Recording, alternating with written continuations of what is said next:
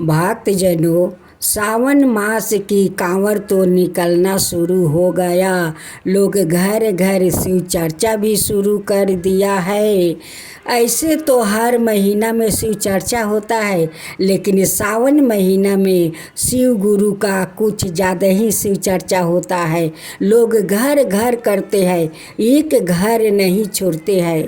तो भक्तजनों, पहले हम सब एक बार शिव गुरु का जयकारा लगाते हैं, उनके साथ उनसे 3 मंत्र का सूत्र लेते हैं। उसका बाद हम लोग शिव गुरु के जगाते हैं। उसका बाद हम शिव चर्चा कथा शुरू करते हैं। हे शिव, आप मेरे गुरु हैं, मैं आपका शिष्या, मुझ पर दया कीजिए। हे शिव, आप मेरे गुरु हैं, मैं आपको शिष्या हूँ, मुझ पर दया कीजिए। हे शिव, आप मेरे गुरु हैं, मैं आपका शिष्या हूँ, मुझ पर दया कीजिए। जागा जागा महादेव, जागा जागा महादेव, जागा जागा महादेव। शिव गुरु का चरणों में प्रणाम करती हूँ। 36 कोटि देवी देवताओं को चरणों में प्रणाम करती हूँ। लीलम दीदी, हरिंदर भैया का चरणों में प्रणाम करती हूँ। सब गुरु बहिना को प्रणाम करती हूँ। गौ माता का प्रणाम करती हूँ। इस जगहिया का प्रणाम करती हूँ। शिव गुरु की जय हो, शिव गुरु की जय हो। एक गांव था, उस गांव में एक सास और बहू रहती थी। सासू माँ बहुत शिव चर्चा करती थी। वो घर घर जाकर शिव गुरु की चर्चा करती थी। उनकी शिव गुरु से बहुत स्नेह थी, लेकिन उनकी बहू पसंद नहीं करती थी।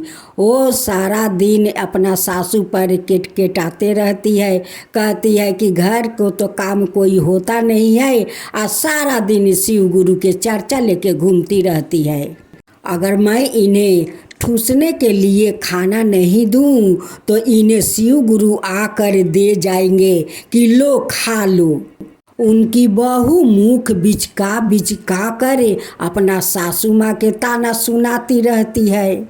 सासू माँ कहती है कि बहू, तुम मुझे इतना ताना सुनाती हो, मैं तो तुम्हारा सारा काम करके मैं शिव गुरु के चर्चा में जाती हूँ। तुम शिव गुरु का नापसंद क्यों करती हो बहू? शिव गुरु तुम्हें क्या बिगाड़े है? तुम्हें देखो तो कितना धन दौलत सब कुछ तो शिव गुरु तुम्हारा घर भर दिया है, फिर भी शिव गुरु से इतना जलन क्यों है बहू? शैतान बहू का दिमाग में कुछ चल रहा था। कहती है अपना पति से कि देखो, एक दूध वाली गाय कीन कर आन दो। ये सारा दिन तो काम घर के करती नहीं है, और शिव चर्चा में घूमती रहती है। उनकी पति कहता है कि माँ जाती है शिव चर्चा में तो जाने दो, तुम्हारा क्या, उसे जाने दो, उसका अच्छा लगता है, वो जाती है। शिव गुरु से उसका बहुत स्नेह है, उन्हें जाने दो। लेकिन उनकी पत्नी तो अपना पति को बात को अनदेखा कर दिया। वो कहती है कि नहीं, मुझे दूध वाली गाय चाहिए तो चाहिए। अब उनकी पति जाते हैं और एक दूध वाला गाय और बछड़ा लेकर आते हैं। अब तो वो कंजूस बहू गाय तो कीन कर मंगवा लिया, और मंगवाने के बाद उन्हें कभी चारा कीन कर नहीं खिलाती थी। हंसुआ और रस्सी धरा देती है, कहती है कि जाओ जंगल से घास काट कर लिया, वो गाय खाएगी, नहीं लियाओगी तो गाय क्या खाएगी? जब सासू माँ घास लेकर आती है तो कहती है कि जाओ ये दूध को बाजार में बेच आओ। जैसे सासू माँ, वो सासू माँ नहीं थी, वो घर का नौकरानी थी और वो घर का महारानी थी। सासू माँ अपना बहू को सारे बात मानती थी, उनकी कहे अनुसार सारे काम करती थी। उस शैतान बहू अपना सासू माँ के थोड़ा आराम नहीं करने देती थी। वो घास काट कर आती है तो उसे दूध बेचने के लिए बैठा देती है, लेकिन ये नहीं कहती है कि सासू माँ घास काट कर आई हो, खाना खा लो, थोड़ा आराम कर लो तो दूध ले जाओ बाजार में बेचने के लिए, ये बात नहीं कहती है। सोमवार का दिन था। सासू माँ कहती है कि आज तो सोमवार के दिन है, शिव गुरु का मंदिर में जाना है, उनकी पूजा करना है। उस दिन बहू जाती है, कुछ तो लेकर जाती नहीं है और वहाँ पर जाकर बड़े बड़े आँख करके शिव के सामने बैठ जाती है। जब सासू माँ जाती है तो उन्हें शिव को दर्शन करने नहीं देती है। उनकी सासू माँ एक घाट बैठा देती है और उन्हीं को हाथ जोड़कर प्रणाम करती है। उस दिन सासू माँ, सोमवार का दिन था, उपवास थी। वो दूध बेचने जाती है तो बेचारी का बहुत कमजोरी लगने लगा। एक बेल का गाछ था, उसी गाछ के भीरी जाकर वो बैठ जाती है। बैठे बैठे एक बिल पर उनकी नज़र पड़ता है। अब तो सोचने लगी, भरे बाल्टी का दूध मैं लेकर चल नहीं पा रही हूँ। आधे दूध उस बिल में गिरा देती है और आधे बाल्टी का दूध वो बाजार में बेचकर वो घर जाती है। अपना बहू का 50 रुपया देती है। अब तो बहू कहती है कि दूध, कहीं तुम रास्ते में दूध पी तो नहीं जाती हो? रोज़ 100 रुपया देती हो, आज 50 क्यों? सासू माँ कहती है कि रास्ते में मुझे भूख लगा तो मैं दूध पी लिया। बहू अपना सासू माँ का धमका कर कहती है कि यारे बुढ़िया, तू ठूस कर बाजार में नहीं जाती है दूध बेचने, कि रास्ते में जाकर आधा बाल्टी दूध पी जाती है? तेरा पेट है ना भंसार है कि आधा बाल्टी दूध पी जाती है? दूसरा दिन सासू माँ घास काट कर आती है, गाय को खिलाती है। खिलाने के बाद बहू कहती है कि ले जाओ दूध बाजार में बेचाओ।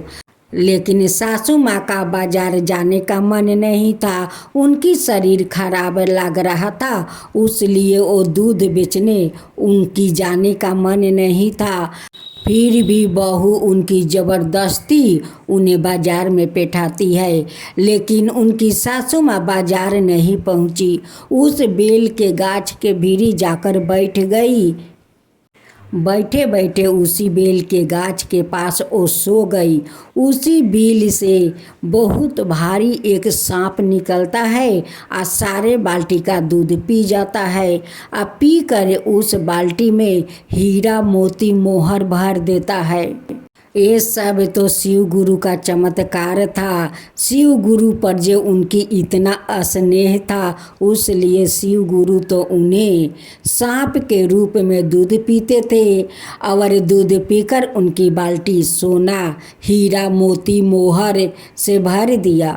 जब सासू माँ की आँख खुली तो बाल्टी में देखती है कि दूध के जगह हीरा, मोती, मोहर, जेवरात से बाल्टी भरे हुए है। सासू माँ के घर लौटने में शाम हो गया और बहू अपना घर के दरजा बंद कर देती है। सासू माँ अपना रूम में जाती है तो सासू माँ का तो अब आँख नहीं लगता है, नहीं आँख में उनकी अंगी है। अब तो वही धन को रात भर वो गन रही थी। गनते गनते भोर हो गया। अब तो बहू उठती है, कहती है कि अभी तक महारानी जी सो रही है। जब दरजा का फाका से देखती है, चमचमकता हुआ उनकी घर में हीरा मोती वो गन रही है। तब बहू बड़े प्रेम से सासू माँ से कहती है कि सासू माँ उठिए, भोर हो गया। सासू माँ उठकर अपना दरवाज़ा खोलती है। बहू घर में समा जाती है, कहती है कि इतना सारा जेवरात मोहर कहाँ से लाई हो? सासू माँ कहती है कि बहू, ये सारे जेवरात मोहर मैं कहीं से लाई नहीं हूँ, ये तो मेरे शिव गुरु दिया है, शिव गुरु का कृपा है। तब बहू अपना सासू माँ से बड़े प्रेम से पूछती है कि सासू माँ, ये सब आपका कैसे हुआ, कैसे मिला? इसका रहस्य मुझसे बताइए। सासू माँ कहती है कि ज़रूर बताऊंगी, क्यों नहीं बताऊंगी। सासू माँ कहती है कि तुम जे रोज कहती हो कि घर से ठूस कर जाती हो, फिर भी आधा बाल्टी दूध पी जाती हो। दूध मैं पीती नहीं हूँ। वो एक बेल के गाछ है, वहाँ पर एक बिल है। उसी बिल में मैं आधा बाल्टी का दूध उस बिल में डाल देती थी, क्योंकि इतना भारी बाल्टी उठा नहीं पा रही थी। जब काल मैं दूध लेकर जा रही थी, तब भरे बाल्टी का दूध लेकर मुझसे चाला नहीं जा रहा था। मैं उस बेल का गाछ के भीरी में जाकर बैठ गया। ना जाने कब मेरा आँख लग गई। अब जब आँख मेरा खुला तो देखती हूँ कि दूध के जगह ये सारे हीरे मोती मोहर से बाल्टी भरे हुए है। लालची बहू तो अपना सासू माँ से सारे भेद ले लेती है, और उसका बाद वाला दिन वो खुद बाल्टी में दूध लेकर बेचने जाती है। वो बाजार ना जाकर उसी बेल का गाछ के पास जाती है और उस बिल में दूध ढाल देती है। ढाल कर उसी बेल के पास जाकर सो जाती है, तो उनकी आँख लग जाता है। वहाँ पर उसी बिल से शिव गुरु सांप का रूप में निकलते हैं और सारा दूध पी लेते हैं। और दूध पीकर उस बाल्टी में ईंटें और पाथर भर देते हैं और ऊपर से पाता से ढाक देते हैं। जब बहू का आँख खुला तो देखती है कि उनकी बाल्टी में तो दूध के जगह ऊपर से पाता से ढके हुए है। अब बहू बहुत खुश है, बहुत खुश है कि इस ढके हुए बाल्टी के नीचे तो हीरा मोती मोहर जरूर होगा। बहू अपना घर लौट कर जाती है और जाकर अपना घर का दरजा बंद कर देती है। और बंद करके जब वो बाल्टी का ऊपर का पाता हटाती है तो नीचे देखती है कि दुनिया रे सांप बिच्छू हाडा बिरनी से पोका माकुर से बाल्टी भरा हुआ है। अब तो बहू चिल्लाने लगी। अब तो बहू का घर में दुनिया का कीड़ा मकोड़ा से घर भर गया। जब दरजा खोलती है तो सासू माँ कहती है कि बहू क्या हुआ कि इतना जोर जोर से चिल्ला रही हो। कहती है कि सासू माँ देखिए इस बाल्टी में कितना कीड़ा मकोड़ा है, मेरा घर भर गया है। देखिए मेरे शरीर पर कितना कीड़ा मकोड़ा उठा है। सासू माँ कहती है कि बहू ये सब कैसे हुआ, तुम्हारा इतना घर में कीड़ा मकोड़ा कहाँ से आ गया, कहाँ से भर गया। तब बहू कहती है कि माँ जी मैं दूध लेकर बाजार तो जा रही थी, लेकिन आपको धन देखकर मेरा मन में लालच समा गया था। मैं भी सोचा कि मैं भी बेल के गाछ भीरी जाकर सो जाती हूँ। भोलेनाथ आएंगे, दूध पी लेंगे और मेरे बाल्टी में बहुत सारा मोहर भर देंगे। लेकिन मोहर के जगह तो देखिए ना कीड़ा मकोड़ा है। सासू माँ कहती है कि बहू तुम कभी मेरे शिव गुरु के मानी हो, तुम तो मेरे शिव गुरु का अनादर करते आ रही हो। उसी के कारण देखो तुम्हारा लोभ इतना बढ़ गया कि मैं भी जाऊं तो भोलेनाथ मेरा भी एक बाल्टी सोना और मोहर से भर देंगे। तो कीड़े मकोड़ा से तुम्हारा पूरा घरे भर दिया है। बहू कहती है कि सासू माँ अब मैं भी आपके साथ शिव चर्चा करने चलूँगी। अब मैं समझ गई सासू माँ कि आपके ऊपर शिव गुरु कृपा क्यों किया। आप तो शिव गुरु से बहुत स्नेह करती हो, पूजा पाठ करती हो, एक भी चर्चा नहीं छोड़ती हो। उस लिए तो शिव गुरु आप पर प्रसन्न होकर इतना सारा धन दिया।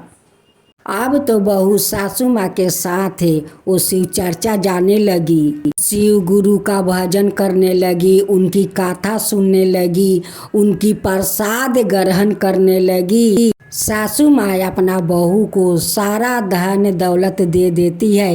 कहती है कि बहू ये धन तो तुम्हारा ही है, ये धन मैं क्या करूँगी। अब बहू अपना सासू माँ के सेवा करने लगी, उनसे कोई भी काम नहीं करवाती थी, वो खुद भी काम करती थी। कहत निकालागा सुनत निकालागा, चारा चवाए बहिना बड़ा निक लागा, चारा चवाए बहिना बड़ा निक लागा। शाम निक लागा सवेरे निक लागा, शाम निक लागा सवेरे निक लागा। चारा चवाए बहिना बड़ा निक लागा, चारा चवाए बहिना बड़ा निक लागा। कहत निक लागा सुनत निक लागा, चारा चवाए बहिना बड़ा निक लागा, चारा चवाए बहिना बड़ा निक लागा। हरे राम गाते चलो, शिव गुरु के नाम हो बताते चलो। हरे राम गाते चलो, शिव गुरु के नाम हो बताते चलो। यही कल्याणी ये अंतर्जामी, यही कल्याणी ये अंतर्जामी। हरे राम गाते चलो, शिव गुरु के नाम हो बताते चलो। जय शिवा ओमकारा, प्रभु हरे शिवा ओमकारा। ब्रह्मा विष्णु सदा शिव अर्धंगिनी धारा। ओम जय शिवा ओमकारा। एकानन चतुरानन पंचानन राजे, शिव पंचानन राजे। हंसासन गरुड़ासन विषवाहन साजे। ओम जय शिवा ओमकारा।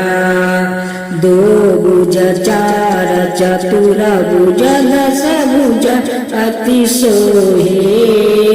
तीनों रूप निरखता त्रिभुवन जन मोहे। ओम जय शिवा ओमकारा। अक्षर माला बने माला मुंडी माला तारी। चंदन मृग मद सोहे बोले सुभिकारी। ओम जय शिवा ओमकारा। श्वेतांबर पीतांबर बागंबर अंगे। सनकादिक बरे मादिक भूतादिक संगे। ओम जय शिवा ओमकारा। करके मध्यम कमंडल चक्र त्रिशूल धरता। जग करता जग भरता, जग पालन करता। ओम जय शिवा ओमकारा। ब्रह्मा विष्णु सदा शिव जानते अविवेका।